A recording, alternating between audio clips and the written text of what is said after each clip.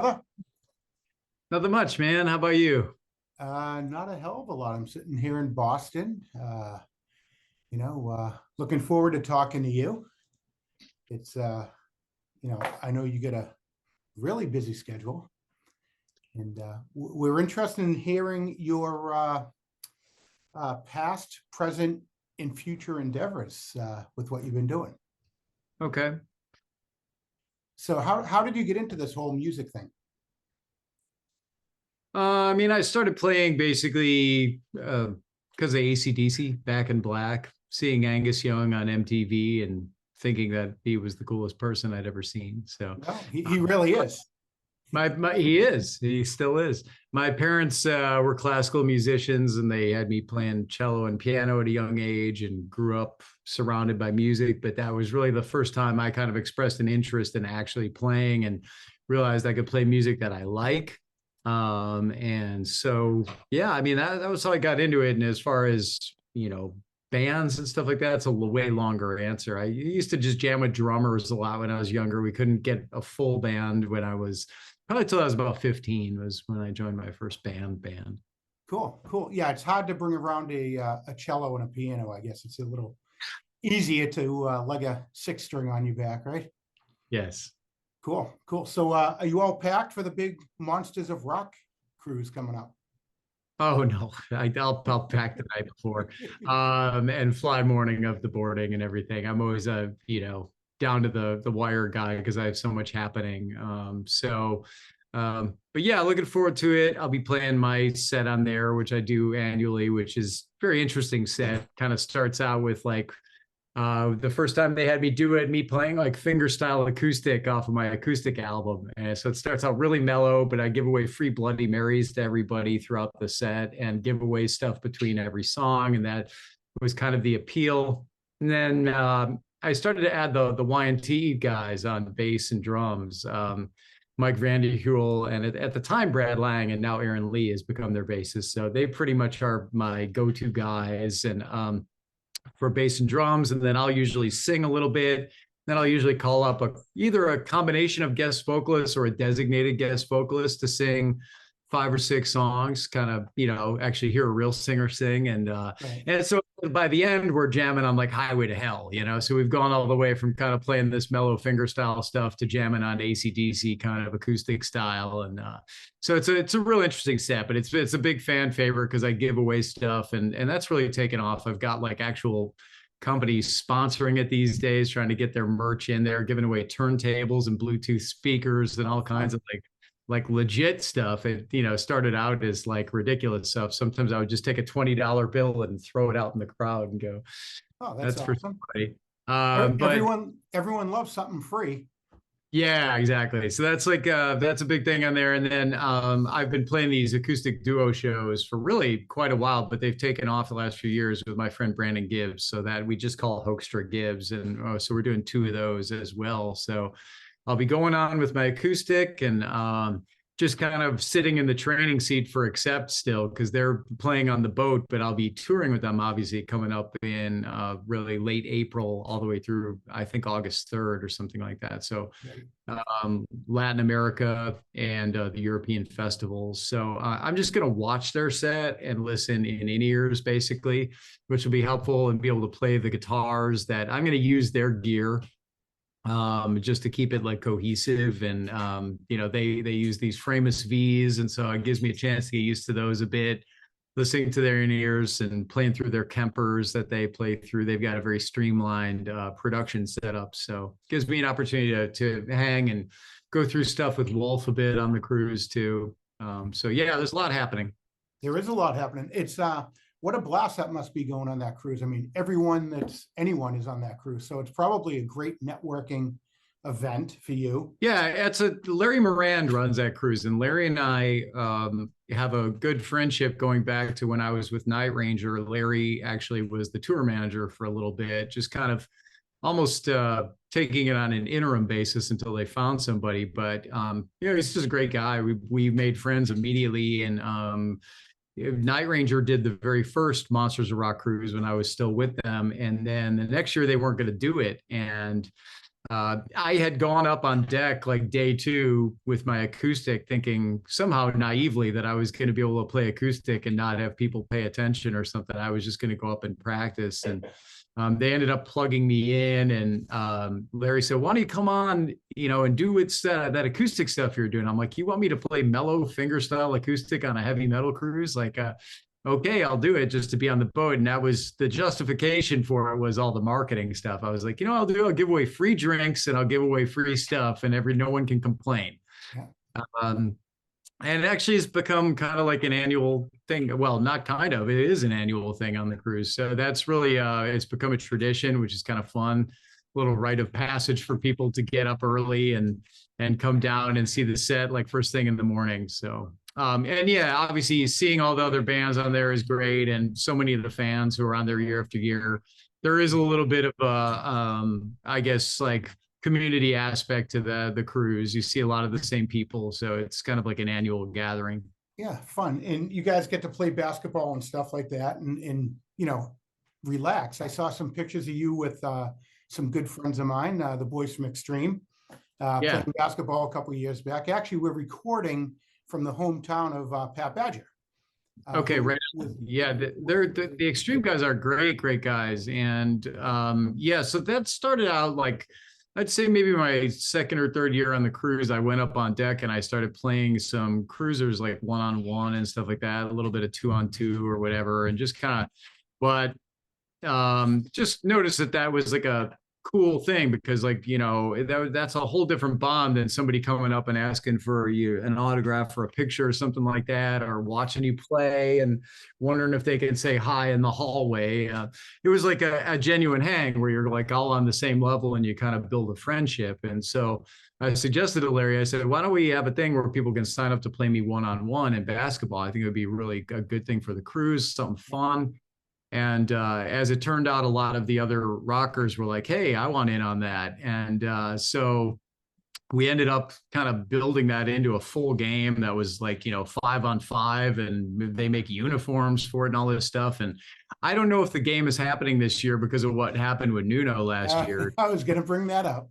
Yeah, Nuno, he had like a pre-existing injury to a degree that, got aggravated and then some. It actually was really severe, but, it wasn't due to contact or anything. He just kind of came down awkwardly and it just happened. It was a freak accident, but, obviously you feel terrible for Nuno. And so getting the other rockers to play at this point in time might be a little bit of a challenge now that there's been like an actual injury. So I might just do my thing where I go up and play 1-on-1 with some people and hang out and have a good time. I like it personally. I think it's kind of cool because it kind of puts us all on equal ground, as opposed to like band and cruiser. Right. Yeah, no, I love that. I'm sure the management has tightened up on some of the bands playing. I know that I don't think you'll see the Extreme Boys out there anymore, but besides that, but no, it's a great thing. I got to get myself on one of those cruises. Yeah, they're a great time. I mean, I've been on a few of them over the years, and it's certainly my favorite one. They do a great job with social media and building it, and Larry's a great guy. That the whole team there is just good people, and that's my cruise in essence. That's the one I just do year after year. Right, awesome. And you're involved in a lot of other things right now too. Can you tell us about some of those things?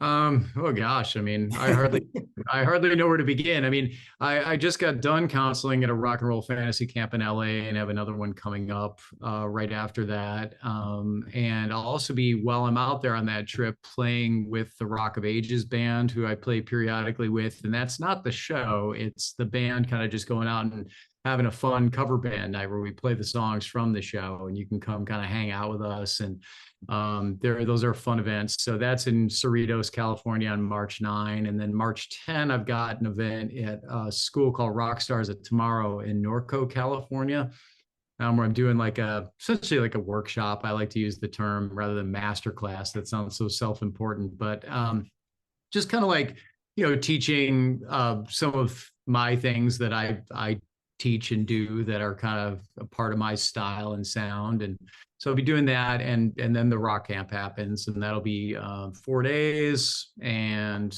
come back from that and just get myself ready to do more touring with Brandon Gibbs, the Rock of Ages band, and Accept, of course, starts up. Rehearsals for that for me start April 22nd. So I'm kind of practicing that on a daily basis as well already right now, just getting a head start on things. And Latin America, I forget the date, the first date, but it's late April and runs through mid-May, like even a little past mid-May. I think I get like a week break at home, and then I'm going to tour the UK with Brandon. We're doing an acoustic tour, and even during that, the festival season begins with Accept. I'm going to like leave for like 2 days of that and go play the first festival with them, come back and finish the acoustic tour with Brandon, and then basically designate myself to doing the festival season with Accept in Europe, which I'm looking forward to. Those are, you know, you've seen the European festivals, and Right. those are just all blast. And so we're just, you know, looking forward to getting out there with those guys and rocking. I think they're a great sounding live band, and everybody seems like great guys. So looking forward to working with them for a bit. And yeah, man, I mean, of course, that's the bulk of the year in terms of what's going to keep me busy. I'm working on my own album right now that I wrote, and I need to get the song ideas to Vinny Appice. That Joel Hoekstra's 13 is my rock project that Vinny is the drummer on, and Tony Franklin plays bass, Derek Sherinian does the keys, and Girish Pradhan sings the lead vocals, and then Jeff Scott Soto, because he's a dear friend, does backing vocals on it for me as like a favor, which is amazing and so cool and really adds to the sound of it. So anyway, yeah, that's in the works. There's another, obviously just released an album from Revolution Saints, which is with Dean Castronovo from Journey and Jeff Pilson of Foreigner. So the three of us just came out with Against the Winds on February 9, so people can check that record out. It's actually off to a really good start and doing quite well, and people are enjoying that. And then there's another project I do with Frontiers called Iconic with Tommy Aldridge, my Whitesnake, and Michael Sweet from Striper, who you might know from the area there. Let's see, Marco Mendoza, and then Nathan James, who's amazing young vocalist, you know, from his band Inglorious is his main thing. But there will probably be a record from that later this year as well. That's awesome. You align yourself with some really good names. And, you know, for our listeners, they can find out all of this information. They can go to your website, Joel Hoekstra, that's HOEKSTRA.com. And you're really good about posting, you know, you get some great pictures, but also about where you're going to be and what you're going to be doing. So our listeners can check that stuff out. Yeah, I mean, I try to keep people up to date on there, do my best. And I mean, yeah, it's social media is obviously a little bit more up to date on some of the stuff but you can click over from joelhoekstra.com to any of my social medias and follow me there as well. So there are some things that fly under the radar. Like last night, I did a virtual master class. Again, I hate the term, but for Rock and Roll Fantasy Camp. And so that's something that didn't get necessarily to my .com, but was something that was happening. So tell our listeners, what is the fantasy camp? Is that when, you know, someone can sign up and, you know, play along with a established musician like yourself? Yeah. So the way it works is that they hire counselors, and one counselor per band, and they assign you band members. And then your job is to get them ready to play with the headliners.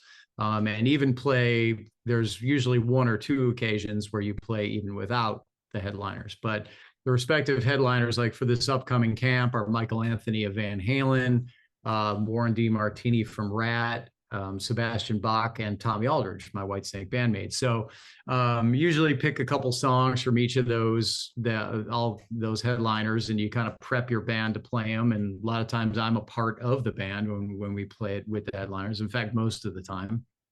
And that's kind of my gig there. And then you do a little master class there as well, like live in the rooms. And then there are jam rooms and things like that. So they're really long, fun days. You know, I mean, it's like there's a lot happening at Rock Camp.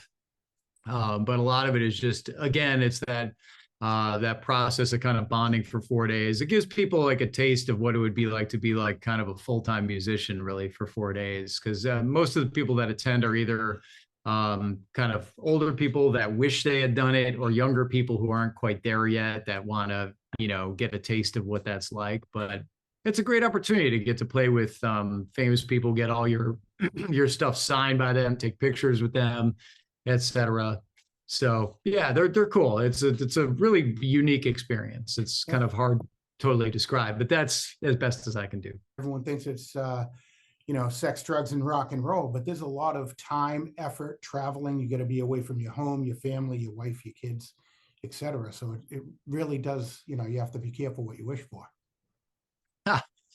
Yeah, well, I mean, it's there's an upside and a downside to, I suppose, everybody's jobs, whatever it is you choose that you do. So, I mean, it's in general, it's music is more like a roller coaster, I think, and steady jobs are like that. So sometimes they can feel more mundane to people and they hate their existence because it's just kind of like, boy, I guess I'm going to be doing this for the rest of my life and nothing is ever going to change. And music is a lot more all over the map, doing all kinds of different stuff. And sometimes there's really high highs and sometimes there's really low lows. What was it like to play with Cher? Cool. I mean, she's very professional and very nice. And, it has a situation like that where I would almost label it like a pop gig in a sense, although Cher is kind of like, lives in her own territory. She's Cher, and then there's kind of the rest of the entertainers. But it's not so much about her coming over and saying, hey, would you mind playing this part like this? It's more, you're dealing with the musicians, the music director, and the other musicians in the band. And then of course there's dancers. So you travel with it's a large group of people that tour with something like that. And you just try to stay in your lane and do your job basically. But she's very cool, very nice. How do you get in touch with someone like that? Like, do you read somewhere that she's hiring a guitarist, or does someone tell you? Or yeah, that particular one was just knowing David Coverdale was going to have knee surgery in 2017 and saying we're not going to tour this year.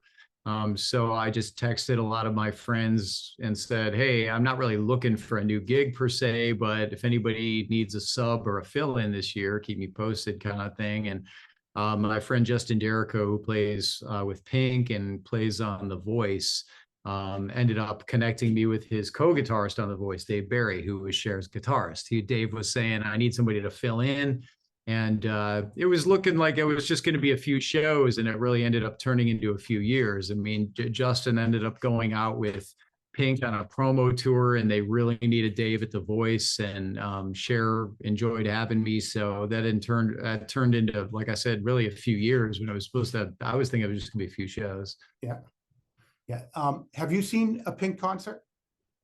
I have. She's incredible. She's an incredible entertainer, and I'm friends with her band members. That essentially people that were going back and forth. There's a lot of people that go back and forth between those two camps because it's the same management, same manager, Pink and Cher. So you see a lot of crew members floating back and forth, and Justin is really. I hate using underrated because he's playing stadiums with Pink and he's playing on a huge national TV show, but he's a really incredible guitarist. He's got not only the ability to, learn all the ridiculous amount of material you need to learn for The Voice and sight read it and sight reads like crazy and play very like session like, but he's also got his own style and his own thing and plays every genre like totally, seamlessly and flawlessly. He's really a great guitar player that's kind of left out of the discussion. I think because people don't know often include like pop guitarists in the discussion of like who are the top people out there right now. Right. They tend to include the bands where you're showing it off all the time, or if you're an instrumentalist, solo artist yourself, but he's a really incredible player. Yeah. And as are you. You are not really just stuck to one genre either. You dabble into a little bit of everything. Yeah. I mean, I've been open-minded really, I guess by nature. Growing up in the 80s, that was cool. We had the guitar albums and all that stuff, but it was also cool to like, not just listen to the shredder guys. Like, obviously there was a great movement there when I was a kid of Yngwie and Satriani and Vai and Steve Morse and guys like that putting out records. But it was also cool to be listening to Al Di Meola or Alan Holdsworth or, Joe Pass or anybody who was good on guitar. It was cool at the time. It was cool to listen to Stevie Ray Vaughan. It was cool to, listen to Christopher Parkening play classical. It was just like kind of a cool era to grow up in, where all that was deemed cool just because of talent level, right? Because the shred thing, one nice thing about it was the what was respected was the talent level. So that was a cool scene to grow up in. And then I think really the main contributing factor was all that kind of died when I got out of guitar school. So it was like the 90s hit, and you couldn't just get by on like technical proficiency and say, this is why I'm good on guitar. So it sort of launched me into a career of playing with anybody and anything just to be a better musician and working and find different ways to prove my value, like, professionalism, being on time, having a good attitude, all that stuff, doing my homework really well. And then oddly enough, I mean, I did really well and made my living with music my whole life. But a lot of people think I must have done something else because in this 80s resurgence scene, people know me mainly after I joined Night Ranger, and they go, well, where were you? What were you doing? I was always playing guitar for a living. I just wasn't as well known. I was doing some things like playing with the Turtles and playing with Big Brother and the Holding Company and playing in theater and stuff like that. So anyway, yeah, just being open-minded as a professional is a great thing. I've played with all kinds of bands and like all kinds of music, and I just love playing, man. At the end of the day, I don't really necessarily need shred and guitar heroics to make me happy playing. I'm happy playing, like, in any way, shape, or form. I do enjoy it at a high level though. Like, I like it with great musicians, but I don't necessarily have to be like the shred guy per se. You did mention theater, so you have been in a bunch of theater production. And what else have you been in? Well, Love Janis was really my first. That was a show about Janis Joplin, and that's led me to come to New York City, basically. And that ran for a couple of years. And that director sent that out to regional theaters where you would sit down for like a few weeks and go to different cities. And so I did travel with that quite a bit, but not like day to day kind of thing. It was like go to, whatever, Tucson for 3 weeks, go to Phoenix for 3 weeks. I think in total I did that in Louisville,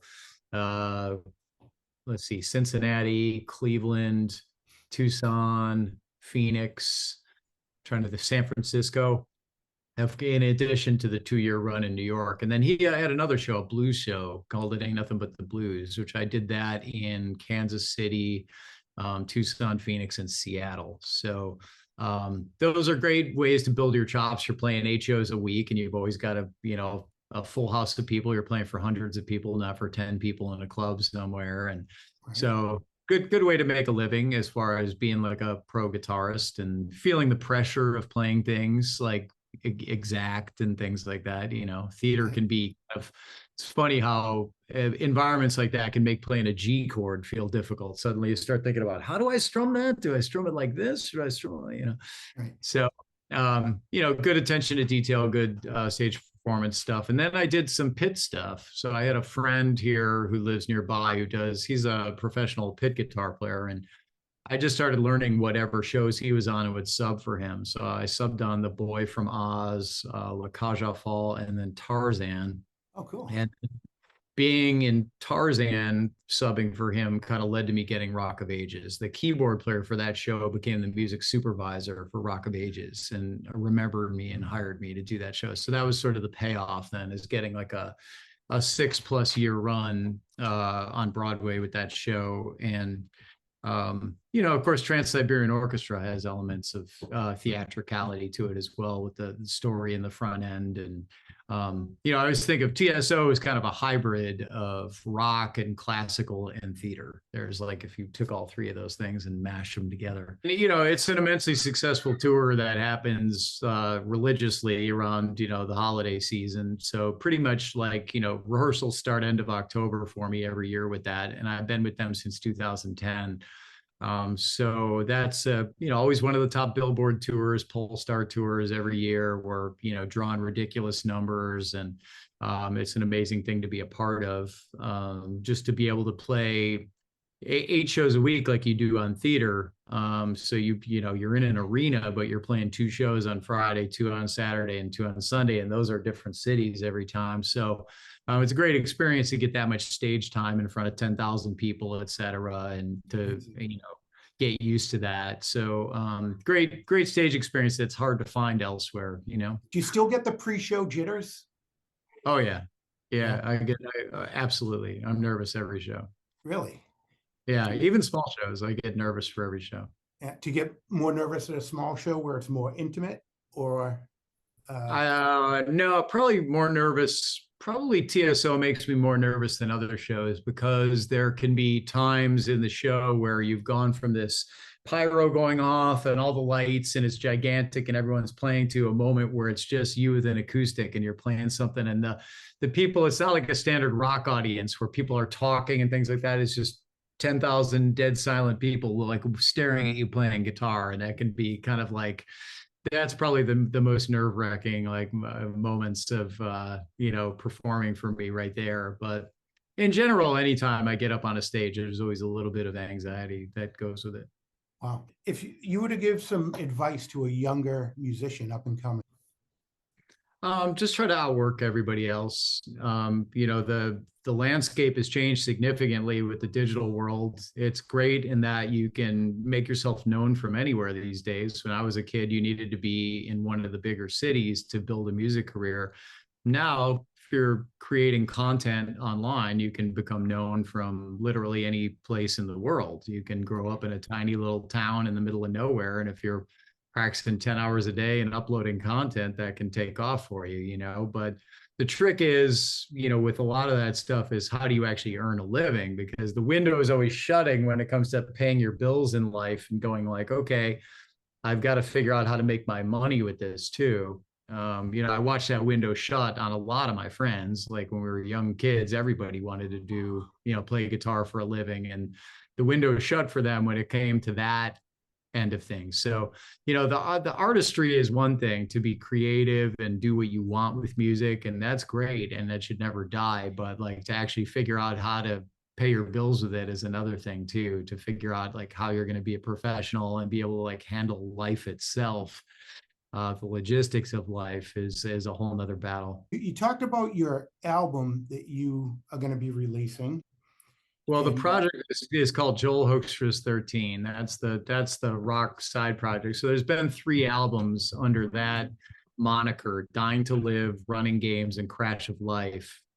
So those 3 have been released, and working on the 4th. And I also had 3 solo albums that I put out simply under Joel Hoekstra that were instrumental. And that's why I changed the name, because I thought, I need a different name. It's not really those albums. Joel Hoekstra's 13 sounds like you'd just be listening to a band. The hitch is that I do all the writing on it. So it's my opportunity to kind of be the dictator and be like, I'm writing the lyrics, the vocal melodies, the riffs, everything, oversee the artwork, oversee the mix and what it's going to sound like. And so yeah, that's the one that I'm easily by 10 million miles, the one that I'm the most hands-on with in terms of what occurs. All the songs are kind of like, sometimes I go with like phonetics, just things that like kind of flow with the melody. Like I'll have a melody in my head and like somehow words will just start coming out of my mouth that match the phonetics of it. And then I'll just build around that. And I love leaving things kind of open-ended for people to find their own interpretations in and find things that they can relate to, so the song is relatable to them and not have it just be some specific story for me. But in regards to, the musicality of it, it's kind of like How Do You Part 2, because How Do You is a song off of Running Games, and I liked it a lot. And when I was going to write for Crash of Life, I ended up just kind of going, how about another one with that same feel? And I thought, well, there's really no harm in having like similar sounding songs between myself. I mean, I can rip myself off, I suppose, is the way I looked at it. So it's kind of like the brother of that song. They're very similar sounding songs. So anyway, and it just kind of ventures off, and Vinny Appice is always great about taking songs on crazy turns and unexpected things, different feels within the song. And I love that aspect of it. So while I'm very hands-on with the writing, I'm actually usually very hands-off when it comes to what these guys play on it. I usually just take like whatever they play on it and roll with it. Right. You just hire the people who's playing you enjoy and then let them do their thing and build around it. So sometimes it's the unexpected, and that's cool. I like that. That's part of the fun of making an album, not Right. It having kind of every. builds itself. It's like building a house. Yeah. So, I mean, that way they get a little bit of artistic freedom too. It's not like you're just saying like, hey, I want you to play these notes on the album. That'd be kind of a bummer. I mean, the songs themselves, the framework and the lyrics, the melody, the chord changes, the riffs, whatever, that's definitely written by me. But when it comes to people's individual parts, it's like, now just do your thing. Cool. Cool. And you said something about, ripping off, and you were joking about it, but if someone did rip off something of yours, do you get pissed off, or are you flattered that they want to? Flattered for sure. Yeah. No, yeah, absolutely. No, I don't mind people ripping me off at all. I mean, that's cool. I love when I see people covering my stuff online. That's always an amazing thing that like, you feel like, wow, that person actually took the time to go and try and learn the solo I played on that song. Or sometimes I see even my old solo albums, like my acoustic album, people trying to cover themselves playing like some of the finger style stuff that I did. And I always think that's great. There anyone that you look up to that you haven't shared the stage with that you would love to? Oh man, that's a long list. That's a really long list. So I admire a ton of guitar players. I mean, there's, I think part of the beauty about guitar is that you can be good so many different ways. And music in general, it's not just guitar. There's no one way to do it. And that's the beauty of it, is that everybody's personality kind of comes through in the end, and you end up playing like your personality. So it's a hard one to answer, because it's like a huge can of worms when you ask that question, because there's a lot of guitarists I admire, and there's something to be learned from most people. I don't care, necessarily what skill level they're at. There's always some kind of lesson you can learn from people, like about, playing and what they're doing, that you'll like it, check out their approach and go, oh, it's interesting. Like I wouldn't have done it that way. And like, let me think about that. So that tends to be why I think, the longer you're in this, the more you end up learning from the people that you work with. The more, because they're the people you spend the most time with, when you're working on their material. So that ends up being a lot of your influences are people you literally like work with, and people that contributed to the music that you learn. Awesome. And what do you have coming up that we haven't talked about yet? Man, I mean, I think we pretty much covered it. I mean, I teach. One other thing I left out is that I teach virtually, and that happens when I'm at home. It's a set weekly schedule. And when I tour, it kind of comes down to sign-up lessons where people are on an email list, and I say, these are the times I'm offering. Let me know if you want one of them. And so that's something that I kept from COVID. That was like something that started in 2020 when all the touring got shut down. And I do sessions for people all the time, like guest solos. I have one waiting. And so all that stuff kind of put together, it makes for a really diverse, kind of cool way to still improve yourself on a daily basis with music. That's the one thing I didn't really touch on earlier, but staying really busy with music it's not just about paying bills or making a living, though that's an important thing, but it's also about the want to be better, so finding a way to merge those two things is really important. Like, if you're a content creator, cool. If you're making the money from it, I don't know that a lot of them are. A lot of people have like a day job, and then they spend all their free time working on that content and working on it. Finding a way to get paid to actually improve is kind of always been the important thing for me. Like, all right, I want to get better. I want to keep practicing. I want to keep playing guitar all the time and get better. But you have to figure out how do those two things come together. Yeah. And if someone wants to take one of those private lessons with you, they can just go to your website and find out how to do that. Yeah, if they hit contact on there, that's my email, info@joelhoekstra.com, and people can ask about taking lessons on there. Yeah. Awesome. Awesome. I know you're a busy man, so we don't want to take up your whole day. I appreciate you coming in with us and telling us these stories. And, we think that people come in as kind of an acquaintance and leave as a friend. So we want to thank you for being our new friend. And keep a close eye on my buddy Pat Badger. Make sure he doesn't have too much tequila on this cruise coming up. Pat's good people, man. All the extreme guys are such great guys. So I'm sure he'll behave himself. Yeah, he always does. I'm just kidding. And yeah, hopefully I'll catch you when you come through New England sometime. Awesome. Cool, man. Thanks for everything, brother.